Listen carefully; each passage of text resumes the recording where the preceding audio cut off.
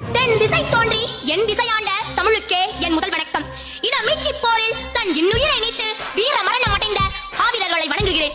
வாடிய இலக்கு நோக்கி எம் இனத்தை வழிநடத்தி செல்லும் எனது மாமா செந்தமிழன் சீமான் அவர்களையும் தமிழராய் பிறந்ததாலேயே நற்பேர் பெற்று கூடியிருக்கும் என் தாய் தமிழ் சொந்தங்கள் உங்கள் அனைவருக்கும் எனது மாலை வணக்கம்.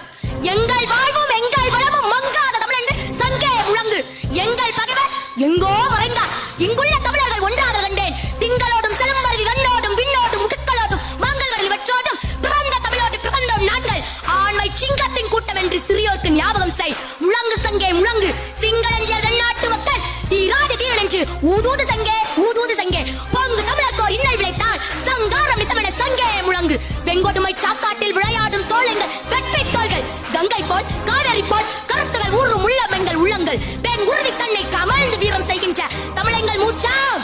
என் தாய் தமிழ் உறவுகளே, நாம் இங்கு கூடியிருப்பது பெருந்தலைவர் காமராசரின் பெரும்புகழ் பாட எழுத்தறிவித்தவனின் எல்லையில்லா சாதனைகளை நான் எப்படி பட்டியலிட?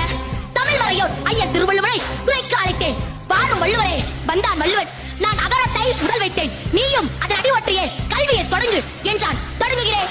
கேடில் விழுச்செல்வம் கல்வி ஒருவருக்கு மாடல்ல மற்றையவை என்ற குரல் வழி நின்று தம் மக்களுக்கு கல்வி என்னும் பெருஞ்செல்வத்தை கொடுக்க ஊர்கள் தோறும் கல்வி சாலைகளை திறந்து படிக்க வைத்தவர் காமராசர்.